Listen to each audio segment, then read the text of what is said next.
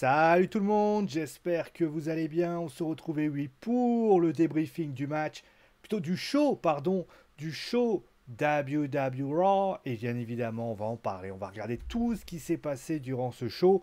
Et je dois avouer que je suis assez mitigé par rapport à ce show parce que plusieurs sentiments me traversent l'esprit. Alors, justement, on va en parler durant ce débriefing. Et justement, on va y revenir. Bien évidemment, on va revenir bien sûr sur ce qui s'est passé en début de show avec notamment Seth Rollins, Cody Rhodes, les Judgment Day. On a eu ensuite un match avec Damian Priest et Shinsuke Nakamura. On reviendra également sur ce qui s'est passé avec Ronda Rousey et Shayna. Justement, on va y revenir là-dessus parce qu'il y a quelques difficultés, quelques problèmes que je dois en parler. Nous savons également qui seront les challengers numéro 1 au titre de Raquel Rodriguez et tout simplement Raquel Rodriguez et Liv Morgan. Becky Lynch qui était là également pour s'exprimer. On a ensuite le Six Person Mixed Tag Team Match avec donc l'American Alpha et Maxine Dupri contre les Viking Riders. On a ensuite le Women Championship puisque Rhea Ripley faisait face à Natalia. On ira ensuite voir Matt Riddle qui faisait face à Giovanni Vinci pour terminer avec tout simplement le match entre Seth Rollins et Dominic Mysterio. Voilà ce qu'il en est. On va passer tout de suite dans le vif du sujet. Vous avez vu, il y a de la tension dans l'air du côté des Judgment Day. On va y revenir là-dessus. Et on commence donc tout de suite avec le premier événement de la soirée, c'est-à-dire tout bonnement Cody Rhodes qui prend le dessus sur Brock Lesnar. On va revenir bien sûr sur ce qui s'est passé. Brock Lesnar qui donc est bienvenu juste après que Cody Rhodes est venu confronter Seth Rollins. À ce moment-là, nous avons Brock Lesnar qui est intervenu, qui a tenté de s'en prendre à lui, sous les yeux d'ailleurs d'un Seth Rollins très discret. Il n'a pas souhaité intervenir durant cette rixe entre les deux personnes. On va y revenir là-dessus aussi. Et par la suite, voilà, donc il y a eu une bagarre et Lesnar et Cody Rhodes donc, ont quitté le ring à ce moment-là. Alors, certains ont sans doute été surpris d'ailleurs de la non-intervention de Cody. Moi, je ne suis pas totalement surpris parce qu'il faut être cohérent. Oui, Seth Rollins est devenu face et il n'y a pas de problème là-dessus. Le gros problème que j'ai, moi, c'est que même si dans l'idée, tu peux quand même le faire intervenir, le truc, c'est que s'il était intervenu, on n'aurait pas compris. Parce que je rappelle que Seth Rollins, c'est quand même celui qui s'en est pris à Cody Rhodes il y a quelques mois, et notamment dans cette blessure qui avait eu lieu. S'il n'y avait pas eu ça, j'aurais dit pourquoi pas. Le problème, c'est que là, il y a cette intervention, et on est un petit peu obligé, alors encore une fois, rien n'est obligé, bien évidemment, mais on est un petit peu obligé de le prendre en compte, et c'est peut-être pour ça aussi qu'il n'a pas souhaité intervenir. Le public d'ailleurs n'en a pas tenu rigueur, puisque finalement Cody a pris le dessus, et le plus important, alors après, sans doute été surpris de voir Cody prendre le dessus sur Brock.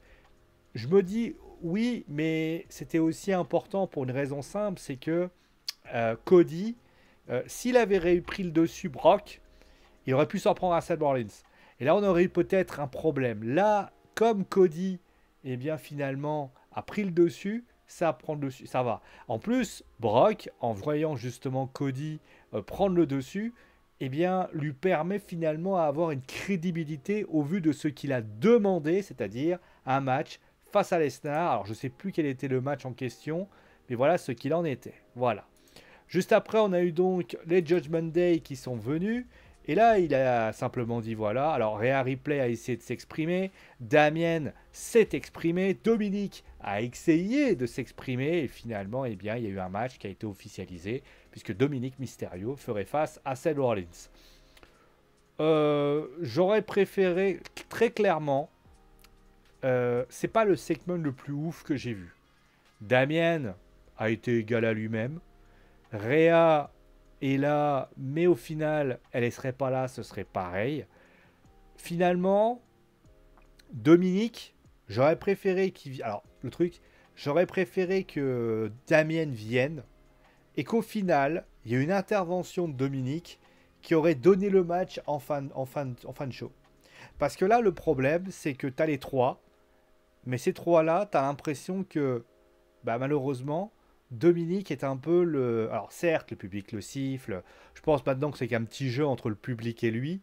Mais concrètement, je suis assez perplexe au vu de ça. Surtout que au final, tu n'apprends pas grand-chose. La seule chose que tu te rends compte, c'est qu'au final, bah, qu'il n'y a pas Finn Balor. Il n'y a pas de Finn Balor, il n'est pas là. Donc, on va dire que les choses se passent ainsi. Voilà. Pour le match contre Shinsuke Nakamura, le match était très très bien. Voilà, très très bon match entre Shinsuke Nakamura et Damien. Damien qui monte en puissance, hein, clairement. Alors, je sais que c'est Nakamura qui a perdu. Mais moi, je suis pas dégoûté par la défaite de Nakamura qui perd quand même contre Senior Mister in the Bank. Mais enfin, Senior in the Bank, puisque Mister Money in the Bank, Senior Money in the Bank. Mais concrètement, moi, je trouve que Damien a fait ce qu'il avait à faire. Et au final, voilà ce qu'il en était. Par la suite, on a eu donc Ronda Rousey qui est venue. Ronda qui a donc demandé des explications à son ancienne partenaire Shayna. Et là, on va en parler aussi de ça. Et vous savez, quand je mets cette vidéo, ça veut dire qu'il y a un problème. Je suis très déçu de Ronda. Alors, tu me diras, c'est pas nouveau. Mais en fait, je vais vous expliquer pourquoi Ronda, ça n'a pas marché. Ronda, dans ce segment qui a été proposé par la World Wrestling Entertainment, déjà, on a l'impression que c'est Shayna la face. C'est étonnant, parce que c'est elle qui trahit, donc on se dit que c'est elle qui doit faire le heel. Et dans cette histoire, tu as l'impression que c'est Shayna qui est obligée de faire la face. Ronda qui arrive avec sa tête des mauvais jours. Ouais, enfin, ça manque de quelque chose. Et j'ai envie de dire que dans les propos, j'ai même l'impression que Shayna a plus fait d'impact que Ronda. Ronda aurait dû être celle qui aurait dû taper, aurait dû faire mal, aurait dû être là présent pour la personne. Et là, le sentiment que Ronda apporte rien en fait. Shayna est là et elle gagne des points, elle impose, etc. Ronda reste passive. Alors, elle essaie de comprendre. Elle dit oui, pourquoi t'as fait ça 10 ans d'amitié, machin. Ouais, mais en fait, le discours de Shayna, il est excellent. Il dit voilà, moi je suis arrivé ici, je me suis battu, j'ai bossé. Elle aurait peut-être dû faire référence à NXT. Elle l'a pas fait et ça c'est bien dommage. Et là, à ce moment-là, elle dit oui, moi je suis la seule à faire taire Ronda Rousey pour de bon. Et là, à ce moment-là, il y a un coup de pied. Shayna qui prend le dessus. Encore une fois, c'est pour rendre le personnage de Shayna puissante. Après, on va voir comment les choses se passent. Mais en tout cas, moi, j'ai été assez perplexe vis-à-vis de tout ça. Comme d'ailleurs le tag team turmoil entre qui a vu la victoire donc de Sonya Deville et de Chelsea Green.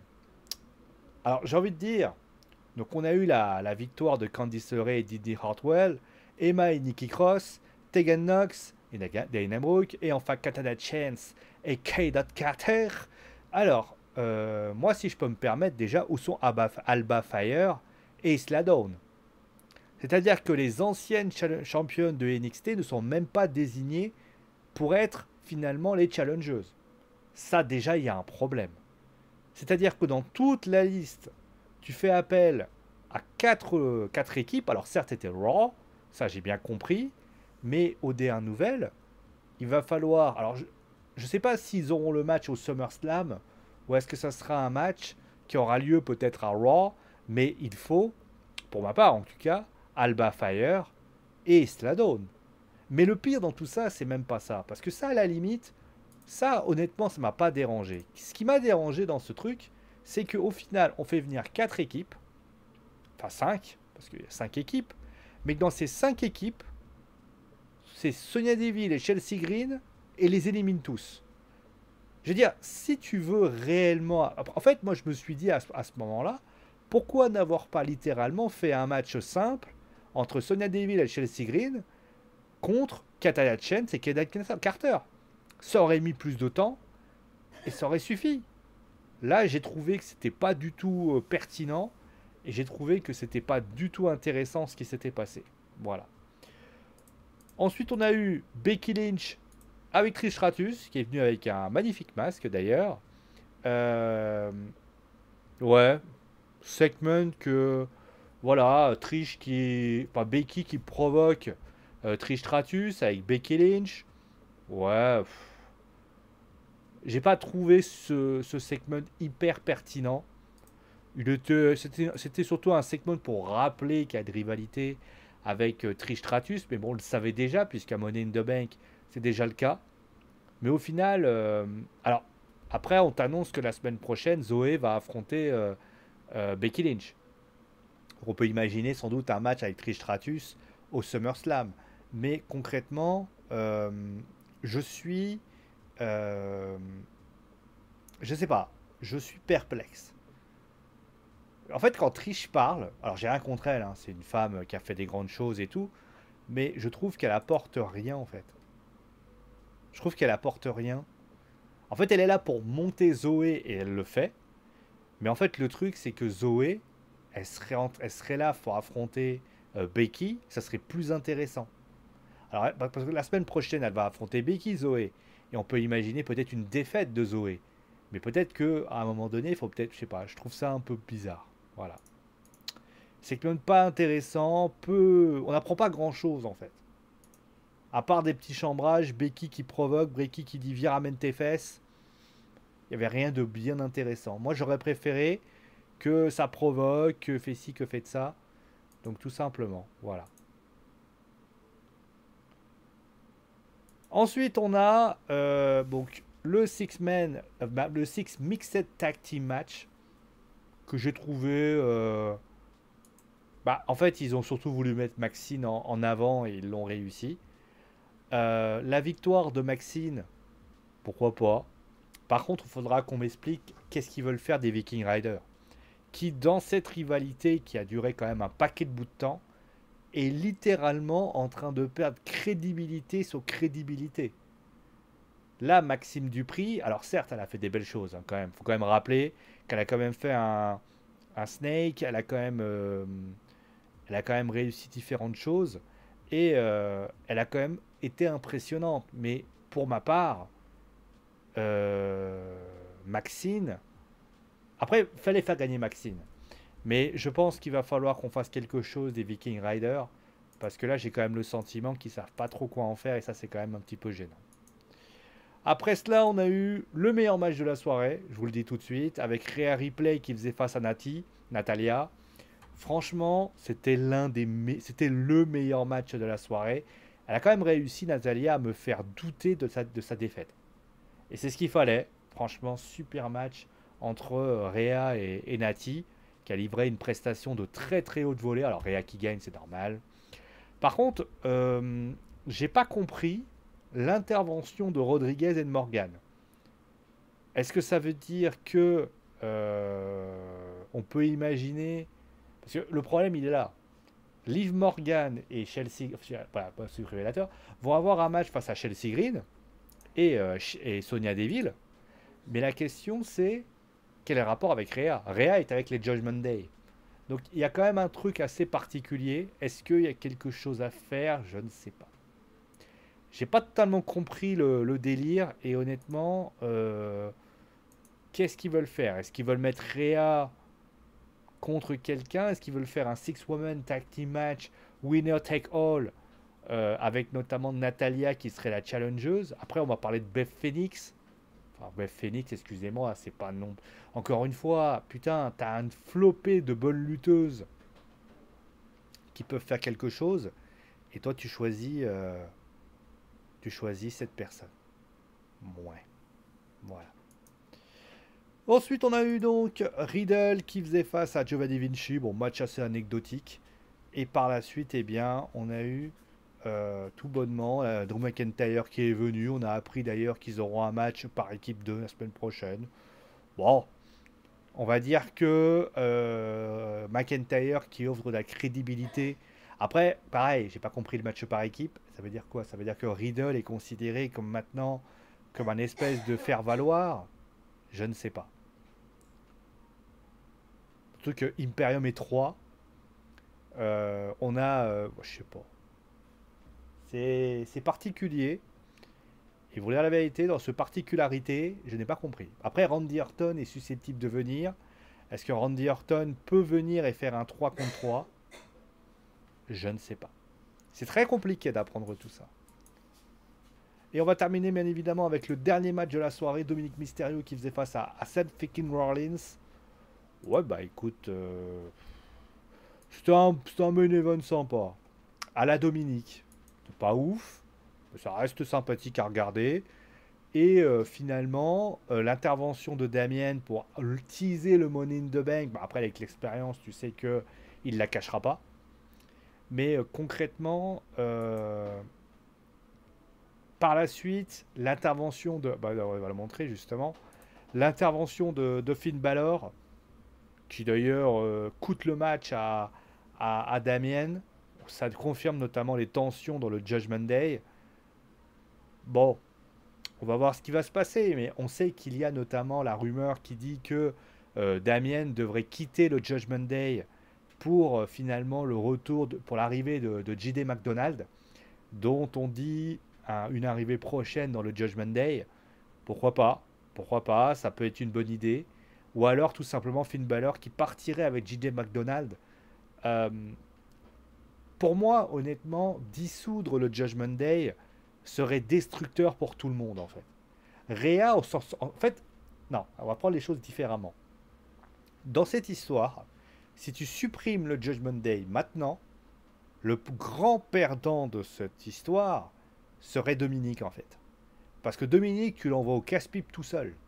Alors que si tu prends le Judgment Day, que Finn Balor finit par peut-être s'en aller, et qu'il y a un nouveau leader comme JD McDonald, ou alors que Finn Balor éjecte Damian Priest pour JD McDonald, ça peut être une idée. Mais au vu de ce qu'on voit, ça prend pas le chemin. Finn Balor fait des trucs dans son coin, et Damian Priest et Judgment Day like. Il y a une tension. Est-ce qu'on peut imaginer le Judgment Day avec Damian et Finn Balor qui va devoir gérer? Après, Rhea peut toujours traîner avec Dominic Mysterio, mais le problème c'est que ça aussi, Rhea qui malheureusement traîne beaucoup dans cette rencontre, et le problème de tout ça, c'est que Rhea, au final, bah, à part Natalia, elle n'a pas défendu sa ceinture à Judgment Day, donc finalement, ça reste... que si, elle l'a fait, je crois. Corrigez-moi si je me trompe. Est-ce qu'elle l'a défendu à Money in the Bank? Je sais plus. Je crois que si. J'ai dit peut-être une connerie là, attention hein. On va regarder. Sky, Liv Morgan. Ah non, elle l'a pas défendu, oh, toi, c'est bien ce que je disais. Mais le problème aussi, c'est que elle a une ceinture Rhea. Le problème, c'est que c'est tellement anecdotique parce que forcément, Rhea est là avec. On le voit, il est obligé de gérer des trucs. Enfin, c'est compliqué. Voilà. Voilà ce qu'il en est. Bon, quel est le bilan de ce show concrètement?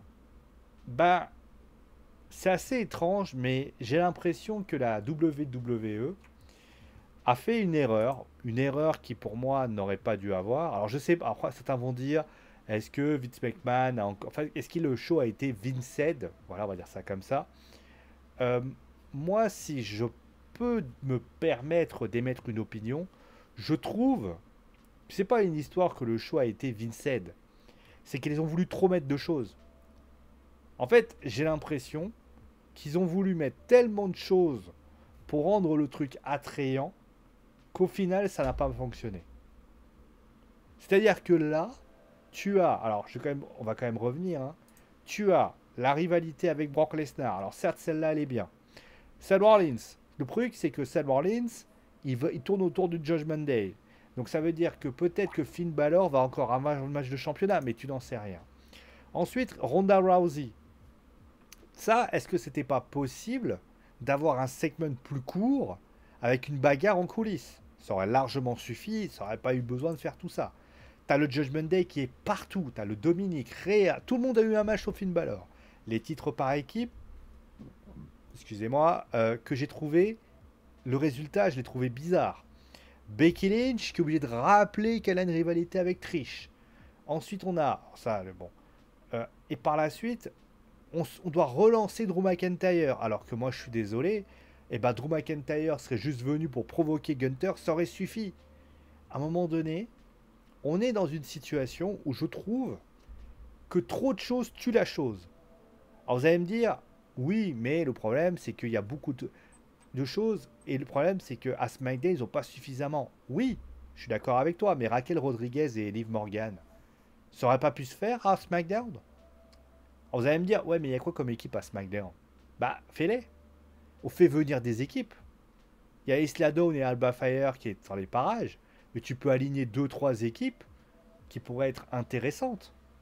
Enfin, excuse-moi, c'est quand même important ce qui vient de se passer. D'ailleurs, justement, je voulais y venir là-dessus. J'ai pas le souvenir que Ronda Rousey et Shayna Baszler étaient du côté de Raw. Donc ça veut dire que Ronda aurait pu se retrouver du... Je crois que c'est ça, hein, faudrait que je me trompe pas. Mais Ronda traînait beaucoup du côté de SmackDown. Donc pourquoi ils ne sont pas restés à SmackDown? La rivalité aurait pu se raconter à SmackDown. Là, c'est bien, il y a eu du contenu. On a le sentiment que quand même, ils ont mis ce qu'ils avaient à faire. Le problème, c'est que c'est trop, il y a trop de choses. Des fois, ça c'est bien aussi de prendre les choses. Alors après, vous allez me dire, ouais, mais ils doivent raconter dès le départ, etc. Attention à ce que les storylines, parce que le Judgment Day, il faut en sorte que les quatre soient séparés de trois. Alors ça marche, par exemple, au temps de l'évolution, ça se faisait. Randy Orton avait notamment le titre intercontinental, Batista et Ric Flair avaient notamment les titres par équipe, et Triple H traînait avec le titre suprême.